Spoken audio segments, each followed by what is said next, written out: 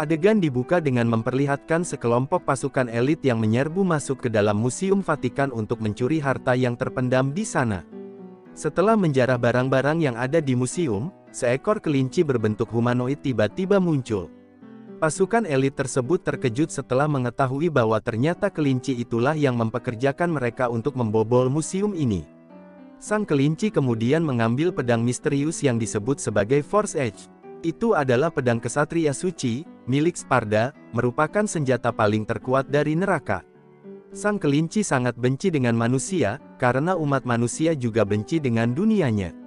Setelah menggunakan jasa pasukan elit untuk menerobos masuk ke dalam museum, maka kelinci itu pun mulai menghabisi mereka satu persatu.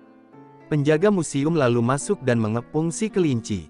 Namun kelinci tetap terlihat tenang, mengumumkan bahwa zaman iblis akan segera datang. Kelinci kemudian mengeluarkan remote control dari sakunya, menggunakannya untuk meledakkan museum tersebut. Sementara itu di jalanan yang padat, seorang ibu ditabrak oleh seseorang sampai barang-barangnya berhamburan.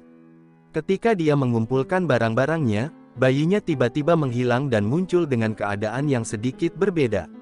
Saat hendak mengambil mainan anaknya yang ada di ujung gang, beberapa monster muncul dan mulai menyerang ibu-ibu tersebut. Namun untungnya ada pemburu iblis bernama Dante yang datang untuk menyelamatkan, serta mengalahkan monster tersebut. Dante menembak mereka dengan dual handgun andalannya, serta menebas mereka dengan pedang rebellion. Ibu-ibu itu berterima kasih kepada Dante, yang memang dipekerjakan oleh kliennya untuk memburu iblis. Dante yang penasaran kemudian melihat sang bayi, yang tiba-tiba saja berubah menjadi monster juga. Ketika Dante hendak menghabisi monster tersebut, ibu yang tidak tahu bahwa anaknya adalah monster, malah memukul Dante dan melarikan diri bersama dengan bayinya. Sementara laporan berita mengenai serangan di kota Vatikan memperlihatkan tersangka yang memegang pedang dan memiliki sayap. Ini menimbulkan konspirasi yang bisa memicu peperangan antar negara. Ada juga yang berpendapat bahwa ini merupakan iblis yang dikirim langsung dari neraka, meskipun tidak ada satupun yang percaya dengan perkataannya. Lain halnya dengan pemerintah Amerika. Setelah mendapatkan DNA kelinci di TKP, ini membuktikan tentang keberadaan iblis. Ternyata iblis adalah penduduk semesta lain yang keberadaannya sejajar dengan semesta manusia. Ditemukan adanya celah antar dimensi sebagai jembatan antara dua semesta ini. Meskipun jalannya sudah ditutup, gangguan kecil saja bisa mengakibatkan iblis kelas rendah masuk ke dunia manusia. Dr. Fisher yang menjelaskan tadi bekerja untuk Darkem, perusahaan keamanan dimensional bebas. Setelahnya mereka melihat cuplikan kelinci yang mencuri pedang Sparda, dan malah menghabisi anak buahnya sendiri. Dia mengatakan gerbang neraka akan segera terbuka, dan jika ingin menangkap si kelinci, mereka harus segera mencari pemburu iblis. Setelah mendapatkan petunjuk dari Enzo Fernino, seorang penjahat kelas teri yang berhubungan dengan dunia iblis, dan juga adalah orang yang menyewa jasa Dante, Darkem akhirnya mengetahui bahwa White Rabbit sepertinya juga mencari Dante, pemburu iblis profesional yang sangat handal. Ada iblis yang sangat kuat hingga sulit menyeberang ke dunia lain, jadi iblis itu mulai merasuki manusia dan barang-barang di sekitarnya, dan kemungkinan itulah White Rabbit. Darkem mengirimkan tim untuk memburu White Rabbit, yang meskipun hanya satu yang berhasil bertahan hidup.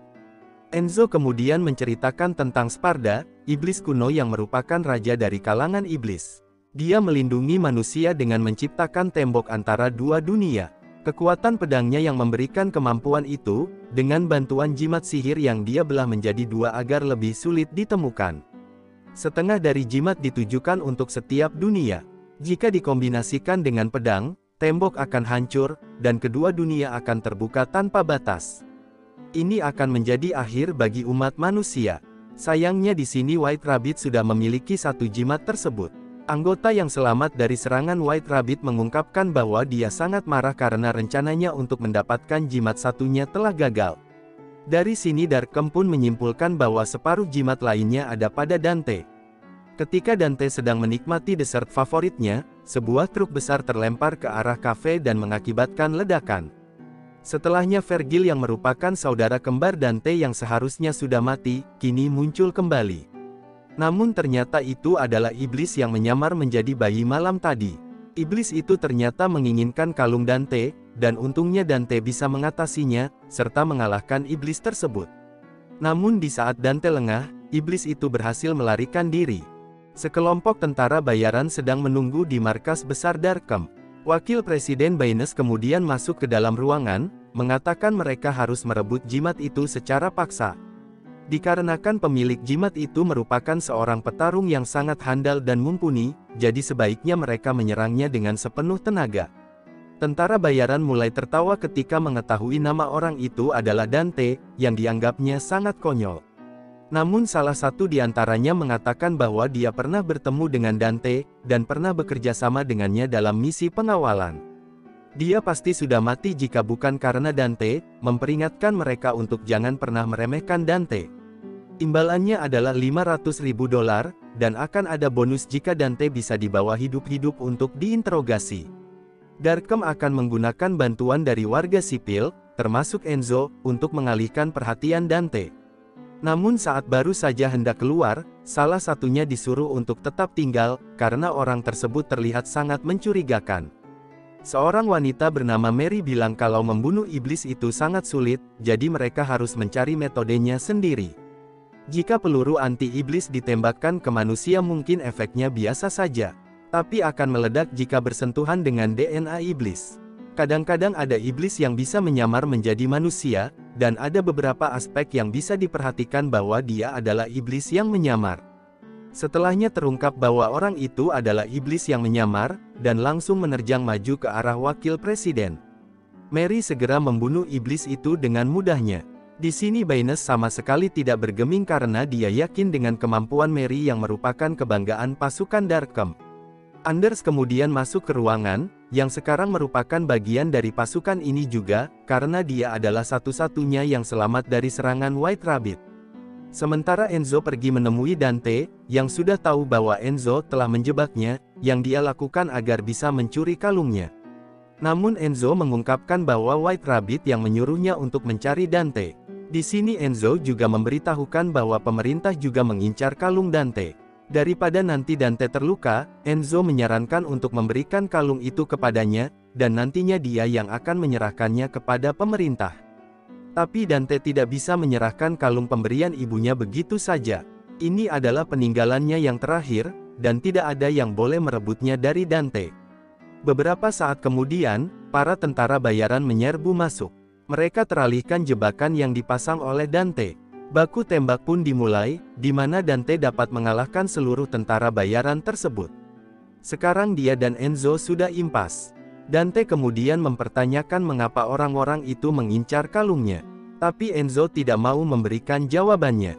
Dante lalu menyalakan musik dan bersiap menghadapi tentara bayaran lainnya. Dante pun bertarung lagi, berusaha semaksimal mungkin untuk tidak melukai tentara bayaran itu. Namun pada satu titik, dia tertembak di bagian dada. Tapi Dante dapat pulih secepat kilat berkat kemampuan regenerasinya. Sementara di luar, pasukan Darkham menyaksikan Dante yang mengalahkan seluruh tentara bayaran. Ketika ditanya mengapa tidak ikut bertempur, Dr. Fisher bilang otaknya terlalu berharga untuk dibawa ke medan perang. Pasukan Darkham nampaknya sangat terkejut saat melihat Dante yang bisa menyembuhkan dirinya sendiri.